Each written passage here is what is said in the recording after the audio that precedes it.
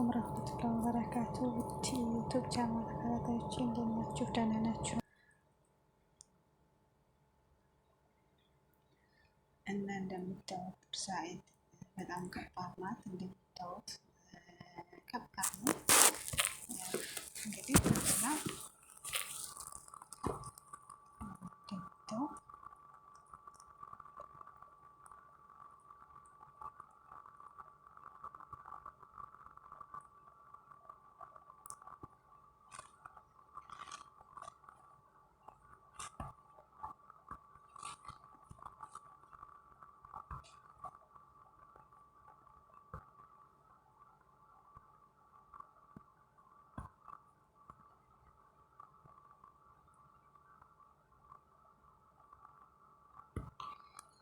እንግዲህ ውዶች እንደምታዩት እርሳኤል የምትባለው በሰዓት እንደዚህ ኩላለች ማለት ነው። እና እንዲሁም እህት ወንድሞቼ በስደት ያላችሁ አላህ ይጠብቀን፣ አላህ ይጠብቃችሁ። ሁላችሁንም በየመዳን ቤት በየሁሉም ሀገር ያለ ነው በሰው ቤት የምንሰራው ሁላችንም ስደተኞችንም እና አላህ ይጠብቀን።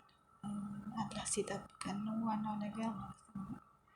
ደግሞ ሰብስክራይብ እንዲሁም ላይክ ሼር አድርጉልኝ ማለት ነው። ያው ዩቲዩብን ተተኩት ከአመት በለጠኝ። አመት ከ7 ወር ዱባይ ከመጣ 7 ወሬ ኢትዮጵያ አመት ተቀምጫለሁ። ያው አመት ከ7 ወር ዩቲዩብን ተተኩት ማለት ነው። እንግዲህ አብዛኛው ዩቲዩብ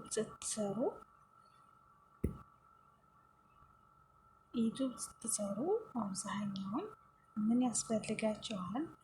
አንድ ነገር ኢትዮጵያ ሸበካ ያስፈልጋል፣ ኔትወርክ ያስፈልጋል። ኢትዮጵያ ብዙ ኔትወርክ ያስፈልጋል። ኔትወርክ ከሌለ በጣም ከባድ ነው። እኔ ስልኬ ኢትዮጵያ ግብት ስል በሁለተኛው ቀን ኔትወርክ መሳብተው ማለት ነው።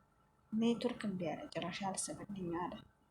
እንዴ ኔትወርክ ለምንድን ነው የማይስበው ምናምን ያልኩኝ። በቃ ስልኬ እምቢ አለ። አብሶ ገጠር ምናምን ሲሄድ ጭራሽ ዝግት ያደርገዋል ኔትወርኩ ማለት ነው፣ ይዘጋዋል። እና አብዛኛውን በዚህ ነው የምንተወው ማለት ነው። ስለዚህ እናንተም ደግሞ አሁን መጥቻለሁ። ሰብስክራይብ እንዲሁም ሼር አድርጉኝ። ምን ችግር አለው? እኔ የስደት እህታችሁ ነኝ። ስንከራተት እንደራሳችሁ አድርጋችሁ ብታዩ ምን ችግር አለው? አሁን የሁሉ አድርጎ አሁን እስከምናድግ ድረስ ነው እንጂ ካደግን በኋላ ሁሉም በቃ ያደ የሌለስ በቃ ሰብስክራይብ ራሱ የሚያደርገው ማለት ነው። በቃ የሌለ ሰው ነው በቃ የኔ ማር፣ የኔ ቆንጆ፣ የኔ ውድ ማሻአላ እንዴት ነሽ ምናምን በቃ ግን እስከምታርጉ ድረስ ሱብሃንአላህ በጣም ከባድ ነው ማለት ነው። እና እኔ ደግሞ አብዛኛውን ሰዓት ነው እምቢ ያለኝ። እንግዲህ ሰዓት አስገባለሁ ታልሆነ እንጂ በጣም ከባድ ነው። ሰዓት ለመሙላት በጣም ከባድ ነው። በጣም ይከብዳል ማለት ነው። ግን ደግሞ ያውም ሆኖ ደግሞ እናንተ ባላችሁ አቅም ሸር፣ ሰብስክራይብ እንደዚሁም ደግሞ ብታድርጉ ችግር አለው። ሰብስክራይብ አይባልም ተብሏል፣ ግን ምን ችግር አለው? እኔ ጓደኛችሁ ነኝ። ምንድን ነው ያህል ቪዲዮ ለቃለሁ፣ ቪዲዮውን አያውልኝም። ምን ችግር አለው? ቪዲዮውን ብታዩት ምን የሚያስቸግር ነገር አለ እንዴ? እኛ የስደት ቅመሞች ነው፣ የስደተኞች ቅመሞች፣ የመዳን ቅመሞች ነው። ምን ችግር አለው? እኛ ራስ በራሳችን ብንተባበር እኮ ምንም ችግር የለውም ነበረ። ግን ይሄ ቀን ሁሉም ነገር ያልፋል፣ ሁሉም ነገር ያልፋል ኢንሻአላህ። እና ሰብስክራይብ አድርጉኝ፣ እንዲሁም ሸር ላይክ ምናምን አድርጉኝ ማለት ነው። እና ምን ችግር አለው? እኛ ስለሰራችን እንትን ብን ምን ችግር አለው?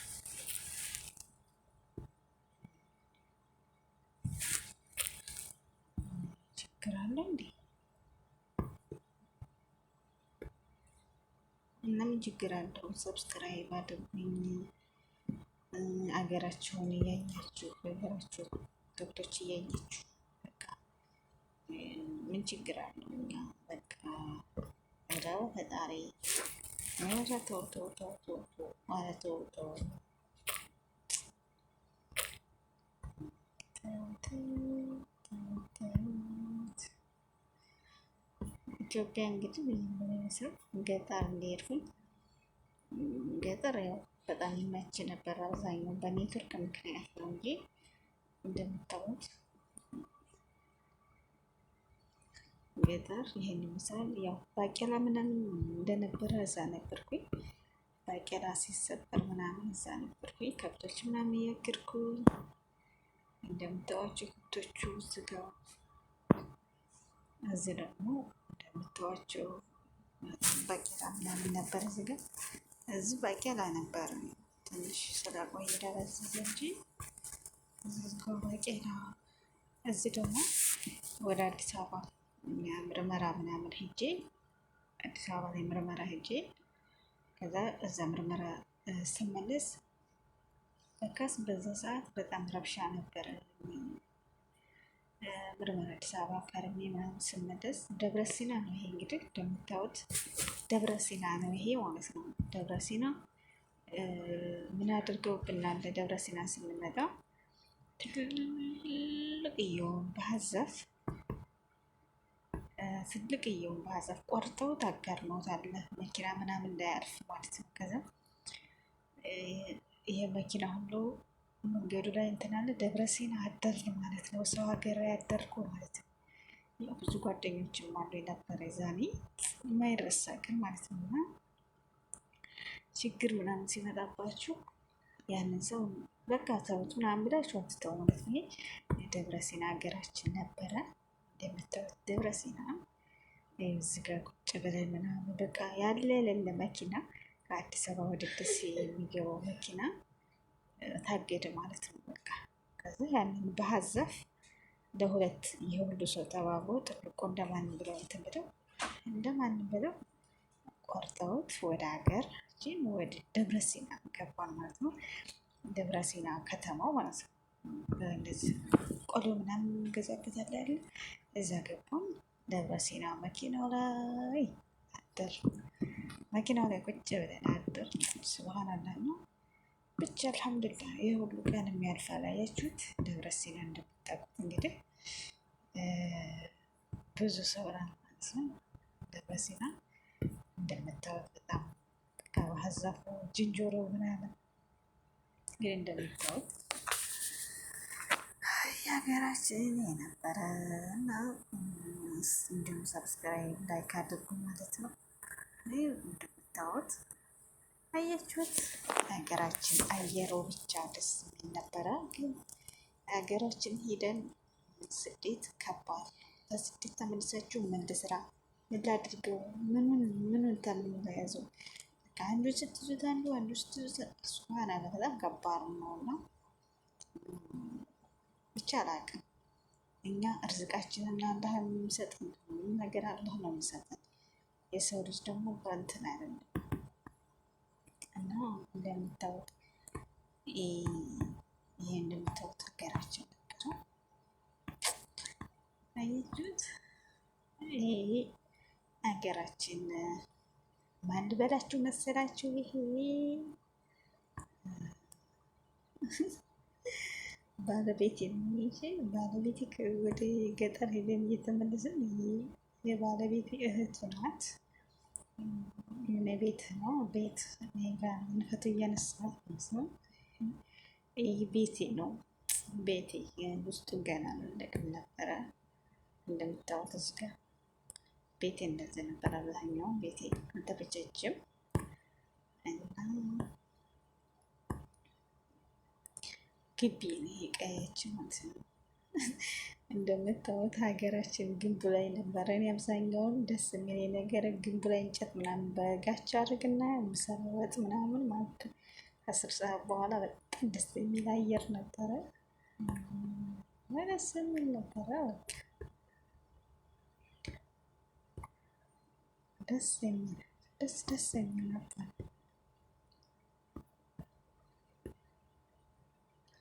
ኢትዮጵያ እንደምታወይች ነበር በመሰለው በጣም ጠቁርቁር ብዬ ክስት ብዬ ቀስባና ኢትዮጵያ ከባድ ነበረ።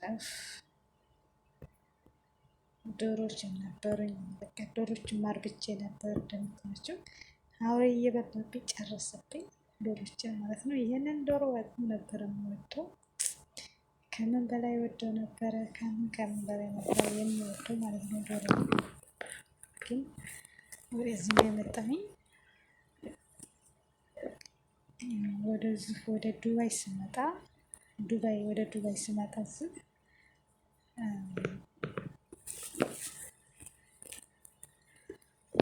ወደ ዱባይ ስመጣ በቃ ከባለቤቴ ጋር ሆነ ዶሮ ማለት ነው። በጣም መወዳቸው እንግዲህ በጣም ነበር መንከባከባቸው ማለት ነው። ዶሮቼ ነው እዚህ ጋር ግቢ ነው ይሄ ግቢያችን ነው። ጎረቤቶቼ ምናምን በዚህ ሰፈር ምናምን ደስ የሚሉ ነበሩ። በቃ ተለያየን ማለት ነው። እንግዲህ እዚህ እንደምታዩት ይሄ ግቢ ነው።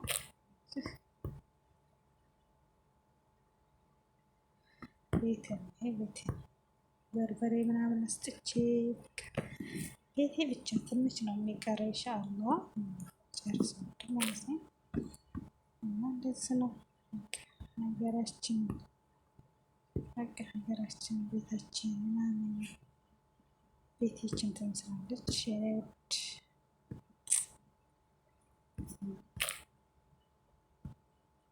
ምን ይመስል ቤት ማለት ነው።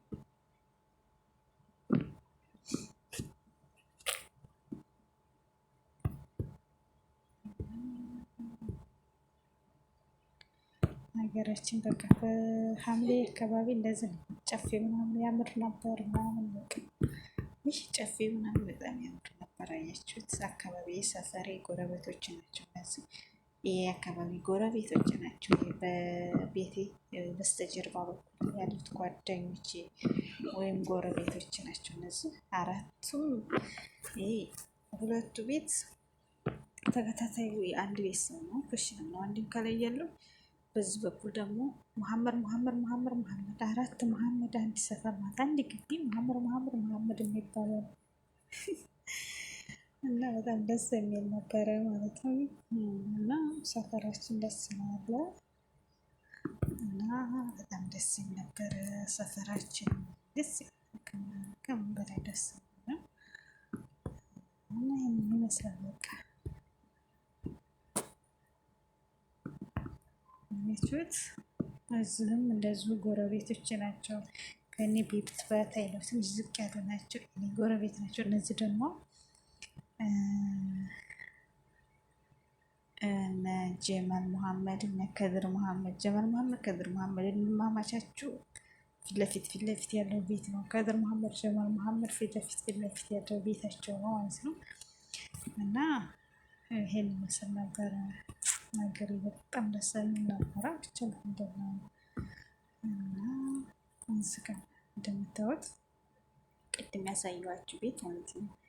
ይሄ ሁለቱ ተላይና ተታይ ያለው ቤት የአንድ ሰው ቤት ነው። ይሄ ደግሞ መሐመድ መኪ፣ መሐመድ ያሲን፣ መሐመድ ሰይድ ነው። አንድ ስም ማለት ነው። እና ሰፈሬ ደግሞ መንገድ በቤቴ በስተጀርባ በኩል ያለው እንደምታዩት በጣም የሚመች አየር ነበረ። ሲደብረኝ ምናምን በዚህ ግቢ አድር በስተጀርባው ጨፌ ምናምን ደስ የሚለው ነገር ማስተናል ነው። ይህን ይመስል ነበረ እና ስላያችሁት በጣም ደስ ብሎኛል። ደስ ይበላችሁ እላችኋለሁ። ለማንኛውም ይህንን ይመስላል ነው። አሰላሙ አለይኩም ወራህመቱላሂ ወበረካቱ።